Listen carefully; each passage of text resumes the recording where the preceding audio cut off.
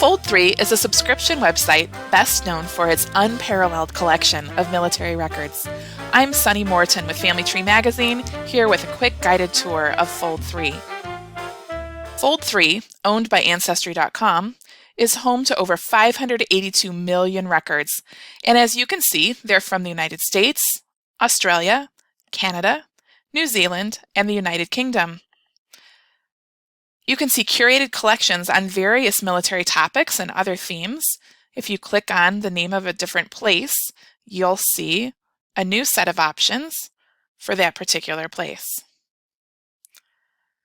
As we reach the bottom of the page here on the right, you can also see that Fold3 has a place to create or search for memorials on individuals who have served. We'll come back to that.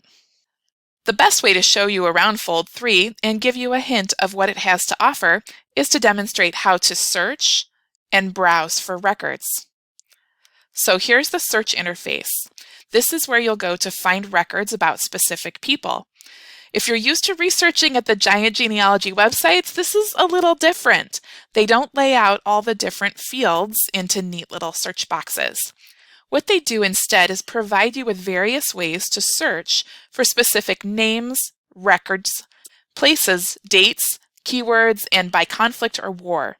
So you have a search box across the top, a side panel, and a drop-down filter. Most of these have redundant content, so you can search by place in all of them.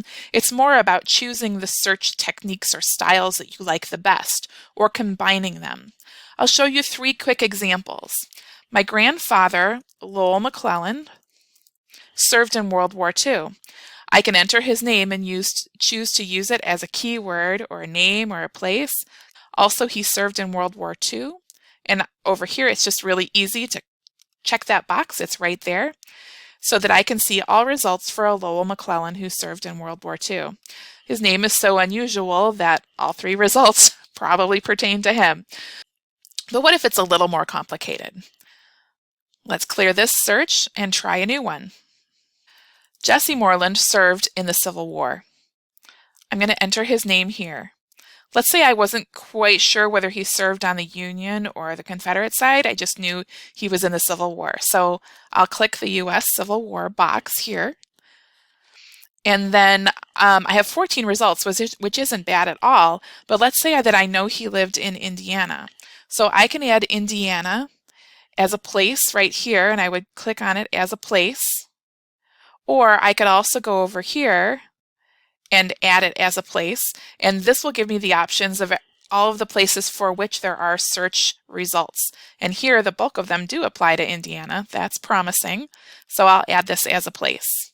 Now I'm down to 7 results, all of them for Indiana, and I've gotten to the records that I recognize as his. One more quick example for you. My other grandfather, John Felix, a much more common name, which is why I'm showing you this one. I'll enter his name. He served in World War II. I'll enter that here because it's just so much easier than to enter it up here. And he lived in Colorado. Let's enter that as a place right here. And let's say that this gets me down to 57 results, which isn't too bad, but I would like to filter them even further because I know he was in the Army. He was actually in the Army Air Corps eventually, but he enlisted in the Army. So this is where I want to use these nice filters. The filters get very specific. And as you can see, I can filter here by the branch of the military, and it gives me the option to choose one. I'm just going to say Army.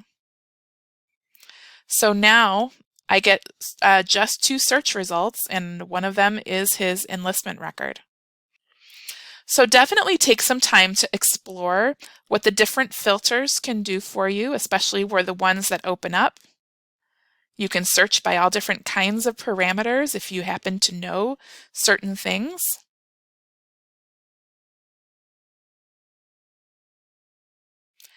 And the same thing along this left sidebar. You can scroll down. I'm scrolling down pretty quickly to the ones that I think that you'd want to see here the most. You can search again by the branch. You can even search by what ship or station they were at. their rank, any awards received, casualties. So if you had questions about others who may have been on the same ship, this is a good place to search for those. Now let's take a look at browsing collections. So if you could just click on Browse, as Fold 3 refers to all their collections as publications. So this is what we're looking at right here. It's like going down the shelves at the library and just looking at the spines, seeing what's on the stacks. I do this when I'm looking for a certain kind of record I already know I want. I'm just not sure whether Fold 3 has it. Or if I don't really know what's available for my research question and I want to browse the stacks, so to speak. So let's go back to that Jesse Moreland. Let's say I figured out he served on the Union side and I'm looking for a pension record for him. He died during the war, and so his wife would have been the person applying. So I'm going to choose that, and I know that he was in Indiana. And then up here, you can see that I can use these parameters and search for the name Jesse Moreland. So there we go. Now I'm searching within Indiana in the widow's pension files for Jesse Moreland as a name. And there I have found the widow's pension. Under Jesse Moreland, it's showing his widow's name right there, and I recognize her name. So I can go in and look at that. And I can flip through pages and pages in this pension file. I can even download it. I can save it to my ancestor over on Ancestry. So we're back on Browse, and let's say I was curious about the widow's pension files, but I didn't know very much about them. This info icon is really helpful. Click on this for any collection, and you'll go to a landing page for that specific collection. You can search within it in the ways that I've already shown you. You can see that this collection is only 21% complete, so your chances of finding your ancestors' records may vary, and you may also realize that you need to come back and take a look later on when they've added more. If you scroll down, you can read an overview and a description of what these records are like, and of course you can browse through them. One more way to use the browse list, I'm going to show you for the Revolutionary War. Let's say I was looking for military bounty land, which is in the Revolutionary War pensions, and this was for a Connecticut ancestor by the last name of Daniels. You see how I'm drilling down, so I'm getting more and more specific here. And then this allows me to scroll through and see lots of different surnames. And this, if I wasn't quite sure of the spelling, this lets me pick all of the Daniels that I see, but I could look to see if there are any other spellings. And this lets me see all of the first names in case I didn't know if he was under Daniel or under his middle name. In this case, it's Daniel Daniels, so I would choose him. The last thing I want to show you quickly are the memorial pages. Under Memorials, U.S. Honor Wall, you can search for or create individual memorials about a loved one, or you can look at memorials also for specific conflicts, including the Vietnam War, and this one is for those who died at Pearl Harbor.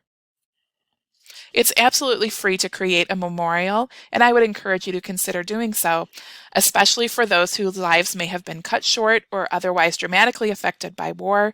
Maybe they never got a chance to leave behind their own descendants, and they're at risk of being forgotten completely. Fold 3 has more than military records. For the U.S., I particularly appreciate their city directories, naturalization records, and photograph collections. Many of these, though, are not exclusive to Fold 3. You'll find a lot of them already on sister site Ancestry.com. But if you don't subscribe to Ancestry, you'll definitely appreciate knowing about these. You can subscribe just to Fold 3, or bundle a membership with Ancestry, or just give Fold 3 a try for free with a 7-day trial at fold3.com/free trial. Just pick a week when you've got plenty of time. 582 million is a lot of records. I'm Sunny Morton with Family Tree Magazine.